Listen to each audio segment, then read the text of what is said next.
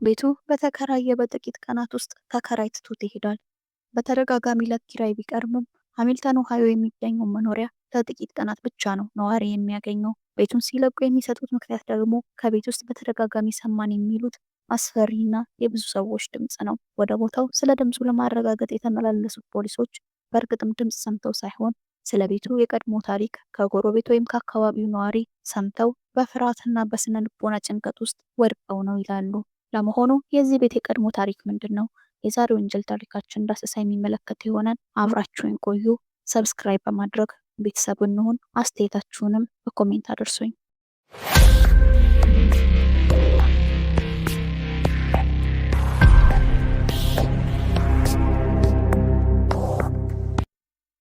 በሃሚልተን ኦሃዮ በትለር ካውንቲ በምትገኝ ትንሽ የኢንዱስትሪ ከተማ ሊዮናርድ እና ቻሪቲ ራፐርት የተባሉ ጥንዶች ከሁለት ልጆቻቸው ጋር ይኖራሉ።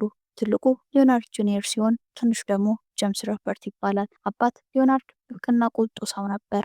ጥንካሬና ታዛዥነትን ከልጆቹ ይጠብቃል። ነገር ግን ጄምስ የታላቅ ወንድሙን ያህል ታታሪና አባቱ በሚጠብቀው ደረጃ ፈጣን አልነበረም። በልጅነቱ በተደጋጋሚ ይታመም ስለነበር አቅመ ደካማ ሆነ። ብዙ ጊዜ የአባቱ ቁጣና የአካላዊ ቅጣት ኢላማ ነው። እናትም ብትሆን አብዝታ ለትልቁ ልጇ ታደላለች። በዚህ ምክንያት ጄምስ የማይፈለግና የማይወደድ ልጅ እንደሆነ ተቀብሎ አደገ። በ1947 ጄምስ ገና የ12 ዓመት ልጅ እያለ አባቱ በድንገት በሳምባ ነቀርሳ ሞተ። ይህ ደግሞ በጄምስና በቤተሰቡ መካከል ያለውን አለመግባባት የበለጠ አባብሶታል። ሊዮናርድ ጁኒየር በትምህርቱም ሆነ በስፖርት ጎበዝ ነው። በጄምስ ላይ አባቱ ይፈጽም የነበረውን በደል እየፈጸመ የአባወራነት ሚናን ተቆጣጠረ። ጄምስ ግን ለመኖር ከራሱ ጋር ይታገላል። ራሱንም ለማጥፋት ደጋግሞ ሞክሯል። ጭምትና ከማህበራዊ ህይወት የተገለለ ነው። ወደፊት የሚል ህልምም ሆነ ሀሳብ አልነበረውም። እናቱ በሱ ላይ ያላት ብስጭትና የወንድሙ ስኬት ከራሱ ጋር እንዳይግባባ አድርጎታል።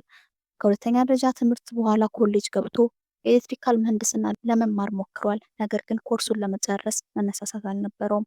አንድ ነገር ጀምሮ መጨረስ አይሆንለትም። እናቱም ቤተሰቡም ራሱም ሳይቀር በራሱ ላይ ተስፋ ቆረጡ። ወንድሙ የተረጋጋ ህይወት ገንብቷል። ጄምስ ግን በውድቀትና ራስን በመጥላት አዙሪት ውስጥ የተቀረቀረ ይመስላል። በቤተሰቡ ላይም በተለይም በእናቱና በወንድሙ ላይ ያለው ቂም ከጊዜ ወደ ጊዜ እየጨመረ ለዓመታት ከመሬት በታች ስር ሰዶ ኖረ። ድራፍት ቀጂ ለመሆን ሰልጥኗል። ነገር ግን አብዛኛውን ህይወቱን ስራ አጥ ሆኖ ቆይቷል። እናቱ ጋር መኖርን ከመቀጠል ሌላ አማራጭ አልነበረውም። ብዙ ጊዜ ከእርሷና ከወንድሙ ሊዮናርድ ጁኒየር ገንዘብ ይበደራል።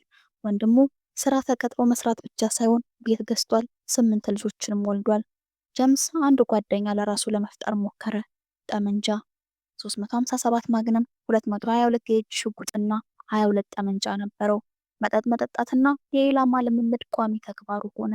ጄምስ በቤት ውስጥ ያለውን መርዛማ አካባቢ ለመቋቋም እንዲሁም የበታችነት ስሜቱን ለማደንዘዝ ወደ መጠጥ መሮጥ ብቸኛ አማራጩ ነበር።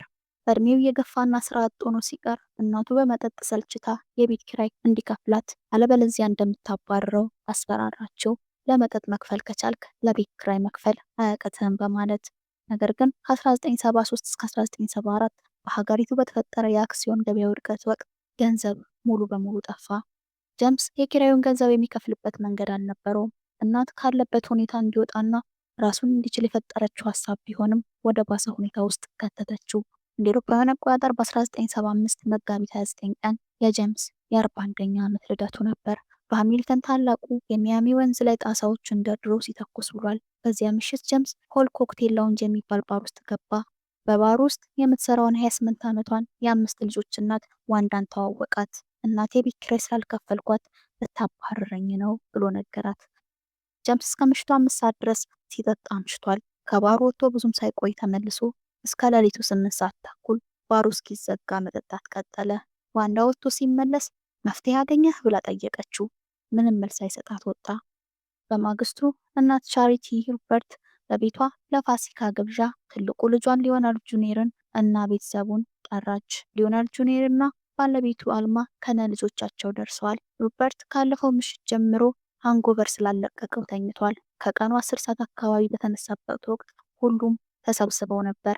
ጄምስ ከቤተሰቡ ጋር ለመብላት ተቀመጠ። ከዚያም ቀኑን ለማሳለፍ ቶክስ ወደሚለማመድበት ወንዝ ለመሄድ አስቦ ጠመንጃውን ለማምጣት ደረጃውን መውጣት ጀመረ። በዚህ ጊዜ ወንድሙ አዲሷ መኪናዬን ቮልክስዋገኗን እንዴት አየሃት አለው። የሊዮናርድ ጁኒየር ጥያቄ እንደ ወንድሙ የተሳካ ህይወት መምራት አለመቻሉን ስላስታወሰው ጀምስ ጥያቄውን እንደ ስድብ ወሰደው። እንዳሰበው ወደ ቶክስ ቦታ ከመሄድ ይልቅ የህይወቱን አቅጣጫ ለዘላለም የሚቀይር ያልተጠበቀ እርምጃ ወሰደ።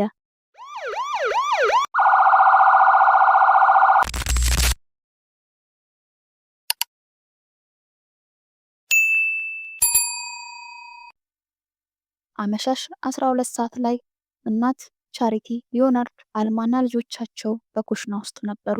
ጀምስ የጥይት ናዳውን ወንድሙና የወንድሙ ቤተሰብ ላይ አዘነበ። እናት ቻሪቲ የቀሩትን 3 ልጆች ላይ እንዳይተኩስ ትለምነው ነበር። በዚህ ጊዜ ጭንቅላቷ ላይ በመተኮስ ዝም አስባላት። ከዚያም የቀሩትን ልጆች ጨረሳቸው።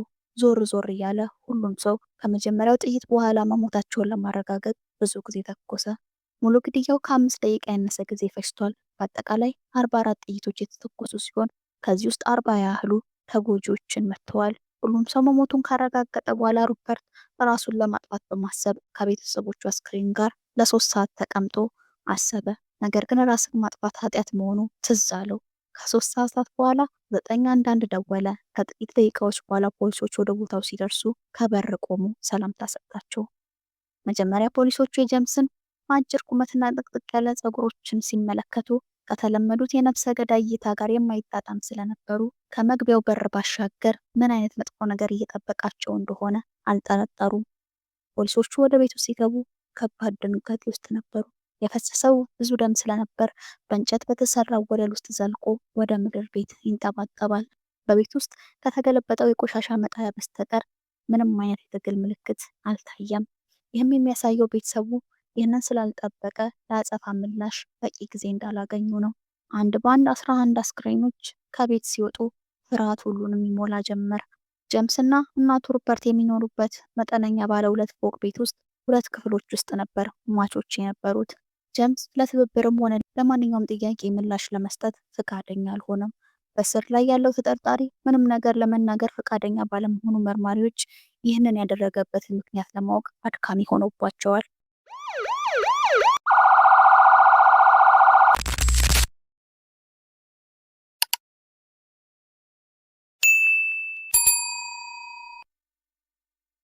አቃቤ ሕጉ ጀምስ ወንድሙና እናቱ የተውትን $300,000 ውርስ ለመጠቀም አቅዶ እንደነበር ተናገሩ። በመጀመሪያ የፍርድ ሂደት ጀምስ ቤተሰቡን መግደሉን አምኗል። ነገር ግን የአእምሮ ታማሚ ነኝ በማለት እንዲለቁት ተማጽኗል። የጀምስን የህመም ሁኔታ ለማጣራት የጠበቃ ቡድኖቹ ያመጡት 2 የአእምሮ ሕክምና ባለሙያዎች ጀምስ ገና በለጋ ህይወቱ በወንድሙ በደረሰበት ድብደባ ምክንያት የስነ ልቦና ችግር እንደደረሰበት ደምድመዋል። የሃርቫርድ ዩኒቨርሲቲ የስነ አእምሮ ሐኪም የሆኑት ዶክተር ሌስተር ግን ቤተሰቡን ለመግደል ጠንካራ ምክንያት አይደለም አሉ። ከግድያው በኋላ ጀምስ ልብሱን ቀይሮ ፖሊሶቹን መጥራቱ በራሱ ምክንያቱን ውድቅ ያደርገዋል። የወንድሙን $300,000 የህይወት ኢንሹራንስ ለመጠቀም ቤተሰቡን ገሏል የሚለው ምክንያት ሚዛን ደፋ። ከ3ቱ ዳኞች 2ቱ ጀምስ ጤናማ ነው በማለት በ11 ከባድ ግድያ ወንጀል ጥፋተኛ ብለውታል። 11 ተከታታይ የዕድሜ ልክ እስራትም እንዲቀጣ ውሳኔያቸውን አስቀመጡ። ዩናይትድ ስቴትስ የሞት ቅጣትን በመከልከሏ ጀምስ ሮበርት የሞት ፍርድ የሚገባው መሆኑ ቢታመንም አይፈረድበትም። ሶስተኛው የሃሚልተን ካውንቲ ዳኛ ፍሬድ ግን ጀምስ እብድ ነው ብለዋል። ሶስቱም ዳኞች በፍርዱ ላይ ባለመስማማታቸው በአንፊልድ ኦሃዮ እንዲደረግ የተወሰነ ሌላ የፍርድ ሂደት ተቀጠረ። ሰኔ 23 1975 አዲሱ የፍርድ ሂደት የጀመረው ጀምስ ሮበርትንና የመከላከያ ቡድኑ ስለ እብደት አቤቱታ ሲከራከሩ ነበር። ፎረም አቃቤ ሕግ 29 ምስክሮችን አቅርቦ 200 ኤግዚቢቶችን ለፍርድ ቤቱ አሳይቷል።